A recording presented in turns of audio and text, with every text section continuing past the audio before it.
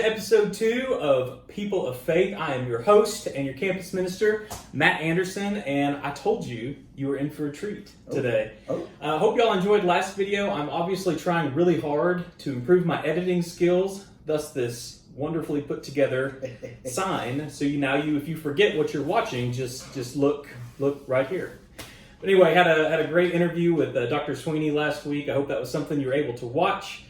Really been excited about this week. So you know him, you love him. He tells you what to do. He tells me what to do. But I want to introduce Joel Derrough, our campus director. Joel, thanks for being here with us today, man. My pleasure. Looking forward to it. Yeah. So kind of similar to last week, as this TV show goes, we're interviewing people of faith, just wanting to know a little bit about the things that God has done in your life, God has continued to do in your life, and just why you really choose to be a person of faith in this season. All right. Well, Joel, last week, as you can remember, as you were there filming it, thank you for that. I think I did pretty good. You've got some pretty good skills, if I do say so.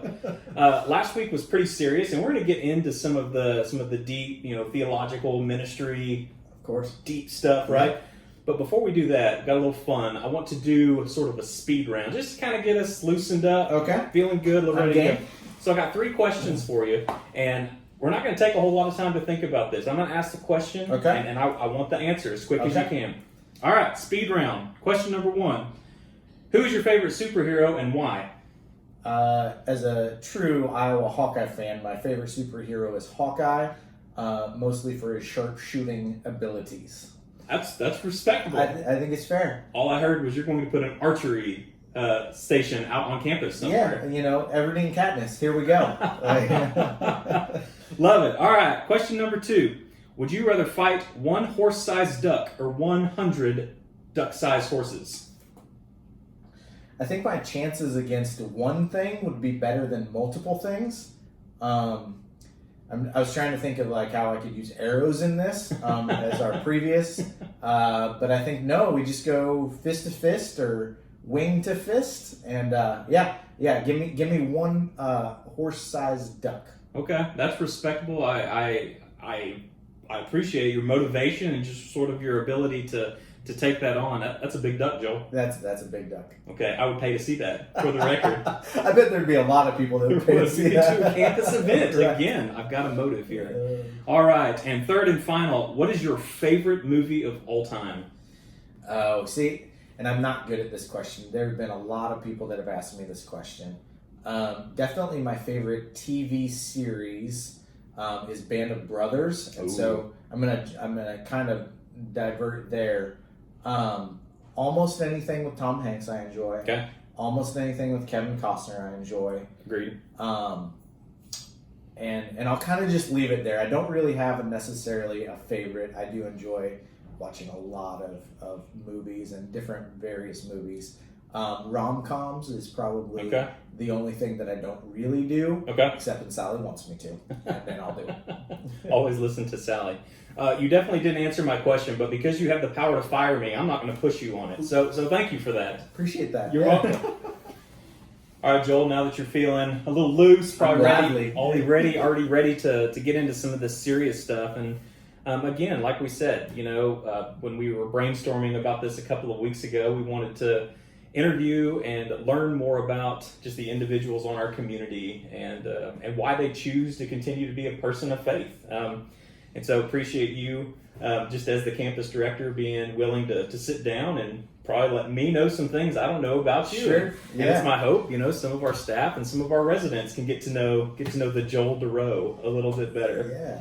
So I'll just start off where we started last week. Can you just tell us a little bit about yourself? Where you're from, what brought you to the great state of Texas, and what kind of led you to be the director of Bowles campus? Yeah. So, and I've been excited about this because I think there's a whole bunch of things, and as I was thinking about this interview, there's a whole bunch of things that people don't know about me. Even Matt, who I've gotten to know over the last year, I will likely say things in this that and I think I even have one that Sally doesn't know, and I'm very interested or very excited to do this. Stuff. So I was born as a very small child, Matt. Okay. And one of the things most people don't know is I was actually born in Oklahoma. Oh. born in Oklahoma. I lived there with my parents. My dad was a minister, and we lived there for about a year and a half. And then his ministry there, he decided he wanted to be done with ministry, and so he moved back with his parents to Iowa.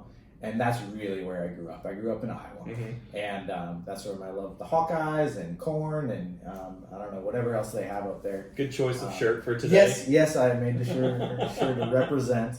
So I grew up in Iowa, did high school there, graduated at 17, went off to school in Indiana. I wanted to include this part just as my story because a lot of kids and a lot of our moms don't know what they want to do exactly in life, and that was 100% me. I was an English education major in college. My advisor told me I was awful at it, and I needed to find another major. He essentially kicked me out of the program. I then became a computer science and business major, which I had fun with. Had a great internship for 4 years in college. And realized I got really bored at being in an office setting. And you can see that in me now, where I am not in my office very much. I am wandering around campus. And so I decided to join the Army after college. And so went down that path and did 4 years in the Army, worked with Patriot missile systems. And actually I met Sally while I was in the Army. I met her while I was stationed in Korea, and we met online, and very fast and unusual, and I don't think our parents maybe liked or understood how fast things were moving with us, but we were solid, and we knew what we were getting into. So we've been married for 11 years now. Oh gosh, I hope that's right. 11. I think it has to be 11. There's no editing this part. So right. So, all right. I love you, Sally. So anyway, so we got married and we worked on our master's degrees, and I was in the middle of my master's degree, and I very clearly remember a conversation with one of the fellow students. He worked for Citigroup, and he was telling me about how he was working to undercut his boss, and he was actually like laying out his strategy to undercut his boss to me, asking me if I thought it was a good idea.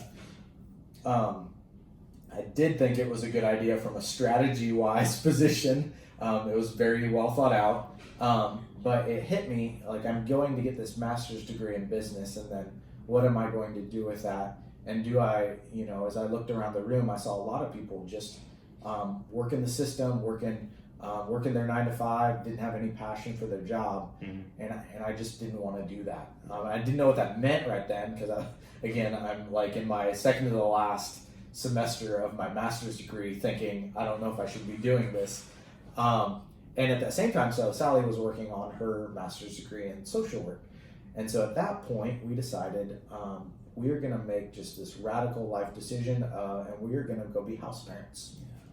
And so we interviewed all over the country: Maine, Nebraska, Florida, and fell in love with the Medina campus. And we went there and interviewed. If you've been on our Medina campus, the hospitality center they have there, you walk out in the morning and there's a big mountain in front of you.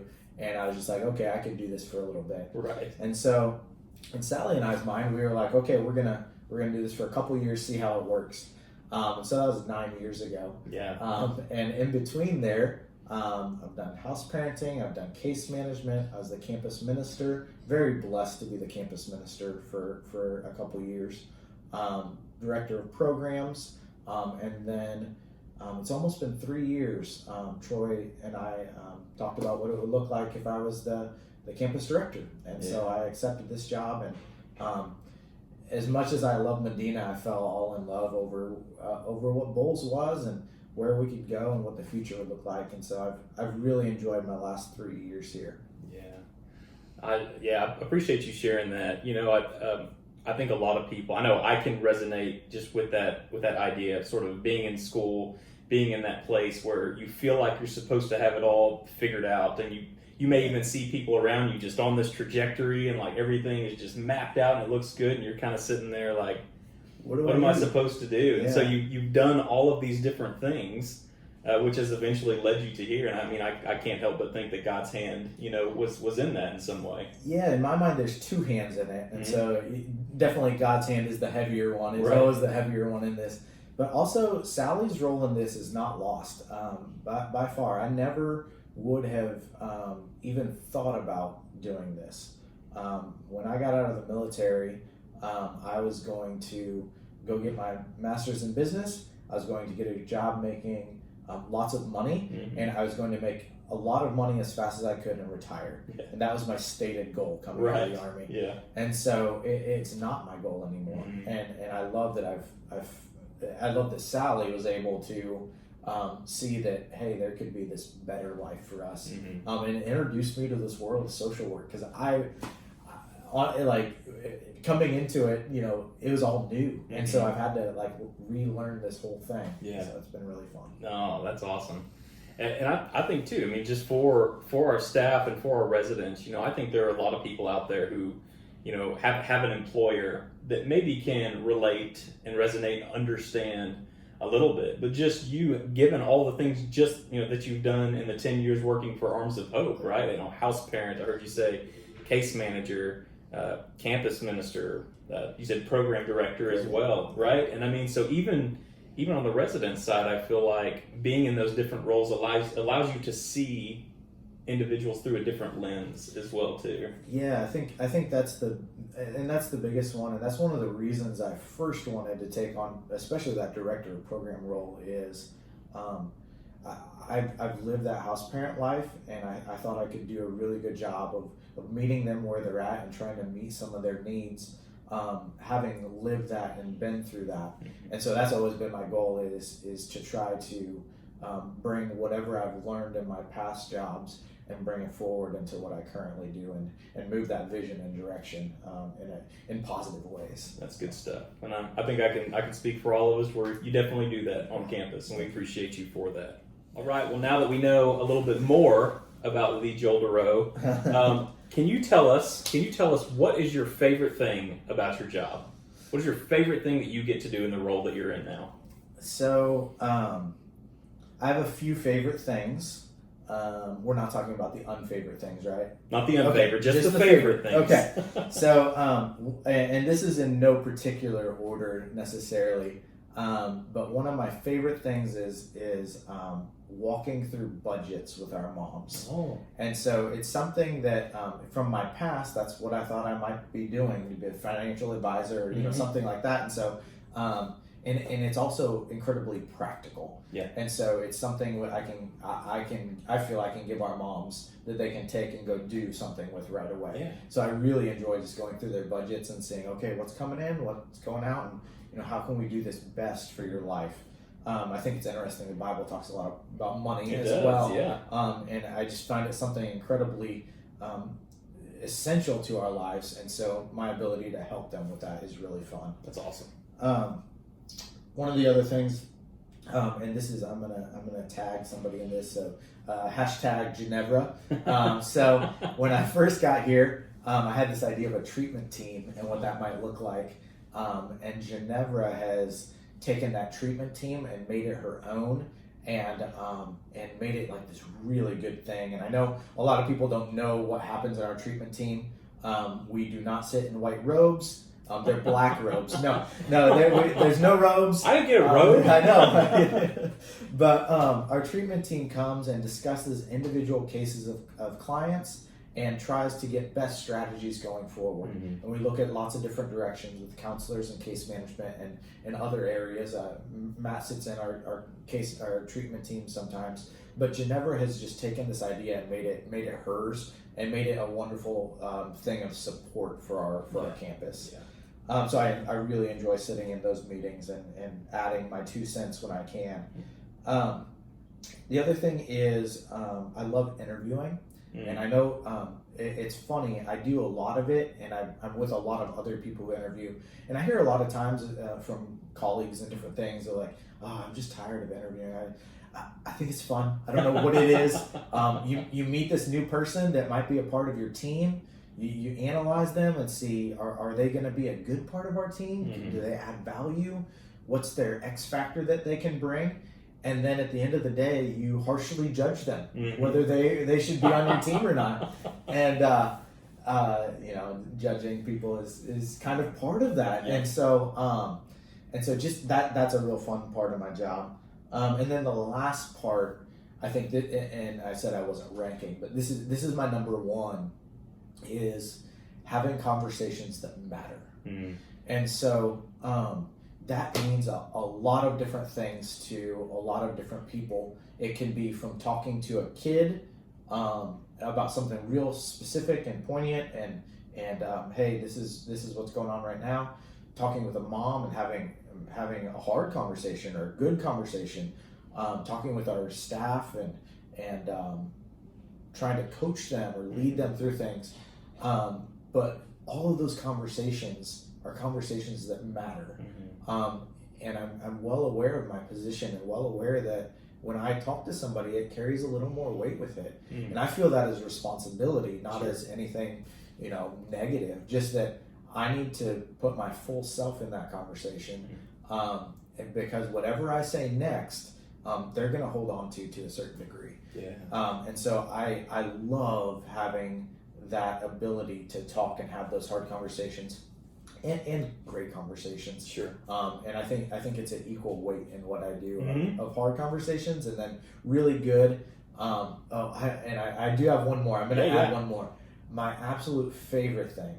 Yeah, sorry, I said that one was. This one is my favorite. Okay. All right. And I thought it was a specific person. Okay. I love when our moms or kids want to tell me something exciting in their life. Yeah. It is the absolute best thing to have a mom sometimes chase me down. Yeah. And go, hey, look at this.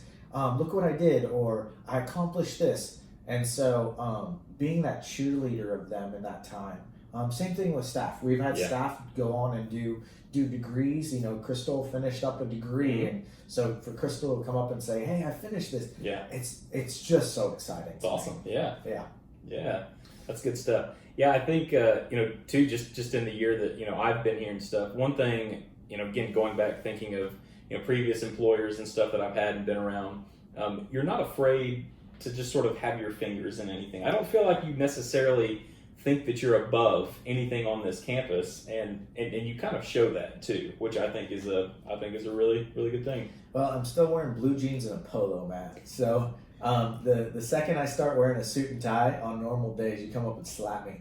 But no, y'all heard that? Yeah. Permission. No, I think it's one of the things I said as I became campus minister on Medina campus was. Hey Troy, if I take this job, I need to live on campus. And ever since that job, I've really felt like I want to be a part of this community. I want to be the guy out walking my kids around the circle every once in a while and able to engage that way. I want to be here I don't want to be this figurehead person in a suit and tie that's untouchable. Yeah. And so I hope I bring that, and I hope that people feel like they can really just talk to me. I'm a normal person. Mm-hmm. That's right.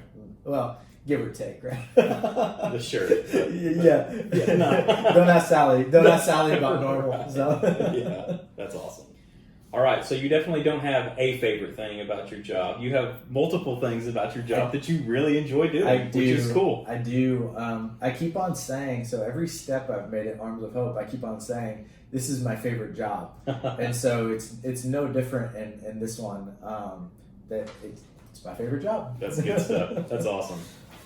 All right, Joel, question number 3. What role has faith in church played in your life, just sort of growing up? I know you mentioned your dad started out as a minister, so I would imagine that was already very much ingrained in your just in your home and stuff. But can you tell us what role that played growing up, and what role faith in Jesus plays in your life right now? Yeah. So I grew up with my parents taking me to church every Sunday, and my grandparents went to on my dad's side went to church there as well. And so it was a Sunday morning, Sunday evening, Wednesday evening type deal for me. And And for a long time, I think that's where it stayed. I think it was a family heritage. We went to church. I complained about going to church. Sure. This was a real thing in my life. Yeah. At one point, I think my parents got tired of me complaining about it, and so Sunday evenings, if I complained enough, they go, "No, just stay at home." And it's interesting looking back at those times. Even during those times, I would always feel like I should have gone. And I think there's something to that of just calling to be with a church community. And so as I grew up, it was always this part of my life. But I knew as I got older, it would need to be my own. And so my first experience of my own actually comes maybe even later than some people. I don't know. But I remember we took I went to a Christian high school, and our Bible teacher took us on a canoe trip. And on that canoe trip, you had what we call solo time. And so solo time just meant you went and were by yourself. Cool. So it's actually a whole lot like what we're doing now. Yeah, right. Lots of solo time.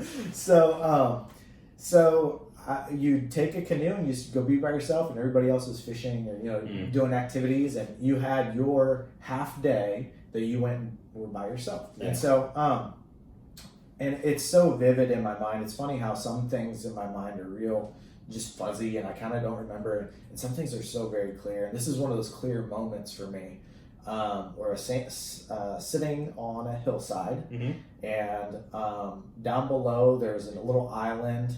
On that island there's this big old tall tree, and it was bare. Yeah. And there's eagles, and so there's island and a waterfall down, and eagles coming and going and diving and getting fish. Yeah. And I was sitting there, and part of it's reading your Bible and prayer and different things, and I was doing that, and all of a sudden it just it hit me like a lightning bolt. Like, this couldn't all exist without a God. This couldn't all just happen in itself. And so then that thought combined with everything in my upbringing that I learned about Jesus, it all just suddenly became all this very real, tangible thing, instead of Sunday school class and just kind of groaning my way through it sometimes. Right. It was real. And it was kind of like my lightning bolt moment. And so so we finished the trip, and I didn't really tell anybody about this, but I would consider that my conversion, Paul on the road experience. Yeah, but I went home, and pretty soon after, I don't know the exact time frame, pretty soon after I had my grandpa, I asked my grandpa to baptize me, and went through that process, and I would consider that the beginning of my faith walk. Yeah. It's interesting that realness, it lasted, and it's always been a part of me since then. But I think there's been, for sure, valleys and mountaintops that I've gone through. When I went off to college, I was attending church sometimes. My buddy Tim would be like, "Hey, do you want to go?" And I would go with him, but I was off and on. Yeah. After that, I went in the Army, and it fell off a cliff basically, and I was just like, I'm living like almost two lives if I go to church, which isn't true, but that's how it felt to me at that time, that I couldn't somehow connect my Army world and a church, God that loves me world. And so actually it was a friend in El Paso that I reconnected with. We were in college in Indiana. She moved to El Paso. I was stationed in El Paso and just happened to be there at the same time. Yeah. She was a youth minister out there, and invited me to come and help with the youth. And so I'll say that rekindled it for a minute. And then was stationed in South Korea for a year, and I wasn't going to church at all over there. And I had one of my sergeants, Sergeant Belt, said, Hey, I know you're a Christian. Like, we apparently talked about it before. I don't really remember. He's like, "Hey, come to this church service that is in Korean. It's kind of fun." And I was like, "Okay." And I went out of more out of curiosity of what does a Korean worship service look like? That's cool. And it ended up being a mixture of Korean and English, and but it rekindled it again. And so, and from that point forward, it was kind of like, hey, I don't have to live these two separate lives. Like he showed me kind of how to do that, like how to be a Christian in an Army environment, as well as, just having it be a part of my life more. Yeah. And so I really appreciated him I've never told him that, by the way. Wow.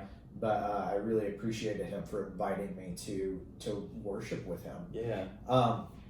And then from there, so Sally and I met there, and actually after I came back from South Korea, we met in person, and then God and church have been a part of our relationship the whole time, and I think that's one of the biggest blessings is we've had that at the center of our relationship from the beginning.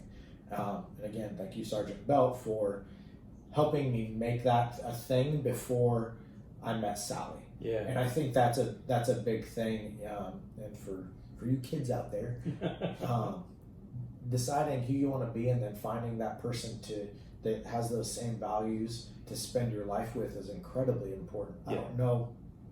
I don't know what it would look like for my life if Sally wasn't a believer.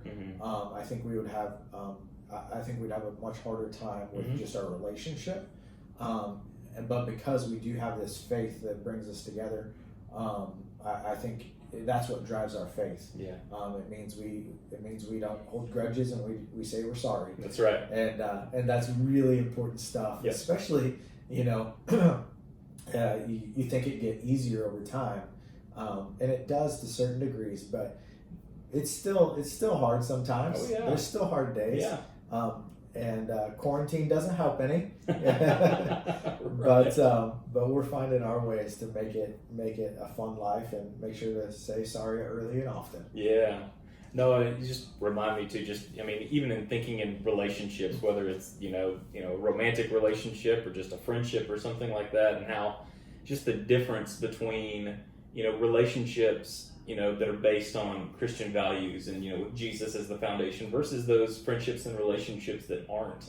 And just the way that the push and pull sort of goes with those, I've similar had, I've been on both sides of that, and I'm also thankful for the circles that I have found in my adult life that sort of push me to be a better person and call me out in those moments when maybe I'm not doing what I need to do. Yeah, and I think that's been the thing for me is, God calling me, but then using people in those circumstances to help call me. Yeah. Because sometimes my ears are not as open as they should be. And so having a physical person say, hey, you need to go to church, and you need to go to church because I know you're a Christian, and you need to be around people that love Jesus. That's right. And so I think for me, that has continually been something that has been a positive. The other thing too, and my grandparents are 86, 85 and 86, somewhere around there. And every time I talk to my grandpa, he always says, I'm praying for you, I pray for you every morning. That's awesome. And so I think, just as I think about my own kids, and I don't even want to think about grandkids at this point, but but as I think about my own kids, am I the person that prays for my kids regularly, that they will be people of faith, that they will know Jesus' love? I'll see sometimes, like I'll be real honest and say sometimes. Do I want to do that more? Yeah. Because I know that part of my journey has been my grandparents continually praying, and parents. That's right. Continually praying for me that I would be a man of faith. Yeah, absolutely. And going back to what you said in the beginning about, I think a lot of us, I'll include I resonate with that whole not wanting to go to church growing up. I don't know if a campus minister can say that, but I'm going to say it. I remember growing up, in our home, and same thing, Sunday mornings, Wednesday, okay, time to go to church. And who wants to wake up early? Right. And I remember complaining about it so much. But now, at the age that I'm at, I can look back on that, and I'm so incredibly thankful for my mom and dad for just instilling those things in me. And, and man, what a reminder just to be a people of prayer, right? I know that we as a staff are always praying for one another. We're praying for residents and alike. And man, going back to that foundation, if we lose that, right? If we lose prayer, man, I think we've messed up on our mission a little bit. For sure. Yeah, that's good stuff. So thanks again, Joe. Obviously, faith and church we're all going to church together on Sundays, whether it's these days where we're doing it over Zoom or whether we're making the trek into Dallas on Sundays. But appreciate you being a person on our campus that encourages and pushes those things, because I think those are things that can be taken for granted. I know I take them for granted from time to time, but it's a good thing. So thank you. All right, so because you are such a great person of faith, I'd be curious to know. I know everybody's curious to know what's your favorite passage of scriptures, or maybe one of your favorite passages of scripture, and why? Tell us a little bit why. So, and some people know this, and some people do not know this, but I'm a tad oppositional defiant. Ooh. And so, the favorite passages that other people have, I don't want that to be my passage. I want my own passage, and so I've had my own passage that I would put hard money on that nobody else has possibly even read. Oh, I'm curious. And so my favorite, and this has been my favorite since college. Okay. It's from Habakkuk 3:19. Okay. Right? We're reaching way back in the Old Testament. I don't have that one memorized. Yeah. So it is, and I do. There we go. The sovereign Lord is my strength. He makes my feet like the feet of a deer. He enables me to go onto the heights. Mm. And so there's a couple things with that passage that really drove me, that again, I'm oppositional defiant in that I don't want anybody else's, but I do love that passage. Yeah.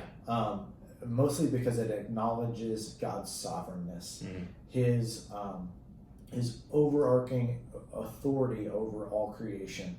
And then it tells me that I can do nothing without him. Yeah. He is the reason that I have the abilities and have had the opportunities and made the choices that I have.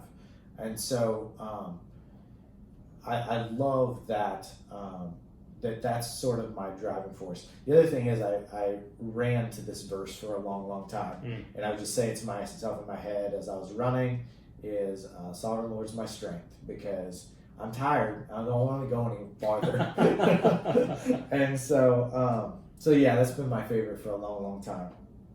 No, I like that. Even just thinking of God as sovereign, right? I mean, and how applicable is that just in the current season that we're in, right? Like, a few of us are lucky enough to maybe get to drive to Walmart or Brookshire's to get eggs, if they have any. We're still out of toilet paper, right? But I mean, we've got eggs, so that's maybe something. Here. Yeah, but with just that idea of God as sovereign, right? I've been hearing a lot lately, just from a lot of different circles in this season. If your God is so good, why would he allow something like COVID-19? Yeah. If God is so good, why do bad things happen to people? Why does something like Arms of Hope have to exist? Yeah. Kind of thing. And I would love to talk to you about that anytime.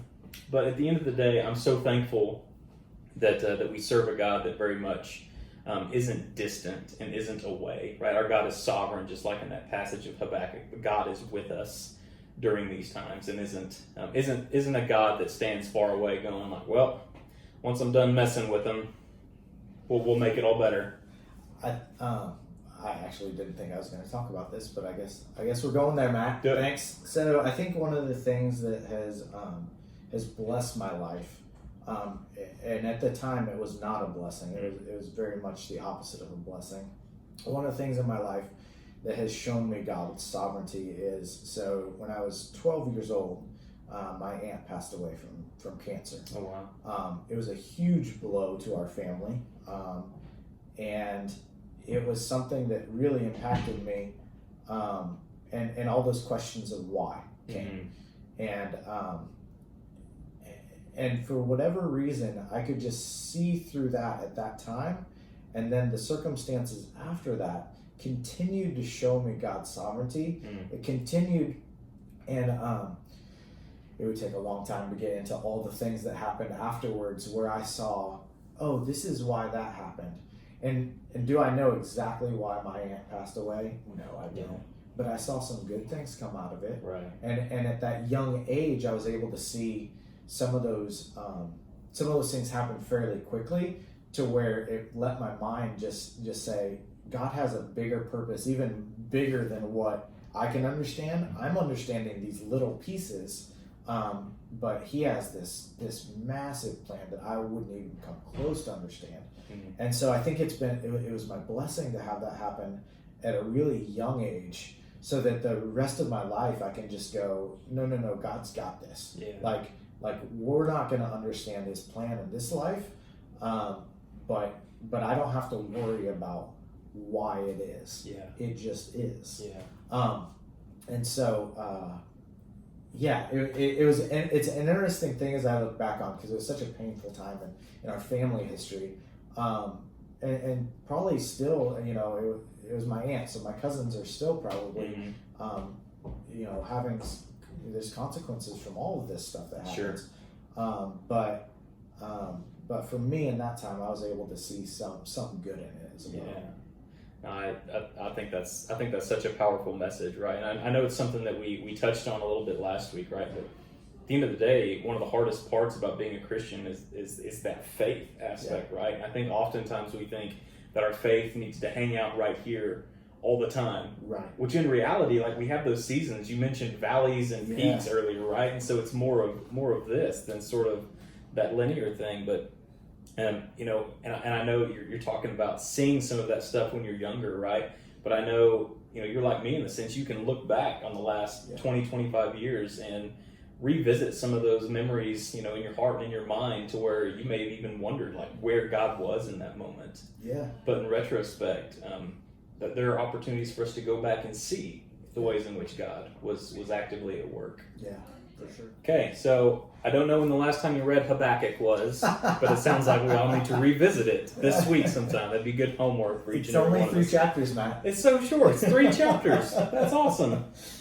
All right. Well, Joel, appreciate just all your wisdom and you taking the time to chat with us. The last thing I wanted to ask of you, not necessarily a question, but what we're obviously in a weird time right now that I don't think anybody has really seen, at least in a long time, of continuing to do this, self-isolation. And again, we're obviously not going anywhere. Things on campus are a little quiet in a lot of areas. And at the same time, we don't really have that finish line in sight just yet. We're still holding on and we're hopeful and everything. But what sort of wisdom or encouragement would you like to leave with us just as we continue to hang out and navigate this season that we're in? Yeah. So I think one of the things that the Bible has done for me is really given me some guideposts and some boundaries to live within. And I'm gonna go a little throwback on you now. Okay. So back when I was a kid, there was a song, and it was the Fruit of the Spirit song. Okay. And so it's wonderful because it tells you the fruit of the Spirit, but it also tells you where it's found. Okay.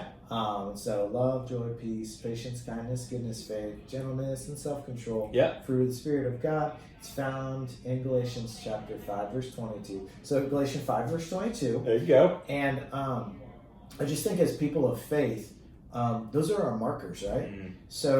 So as I am living life, and as I am, that moment before you fall asleep, the moment you wake up, if you're thinking through the fruit of the Spirit and not finding spots in your daily life that you've just done or that you look to do, love, joy, peace, patience, kindness, goodness, faithfulness. Mm-hmm.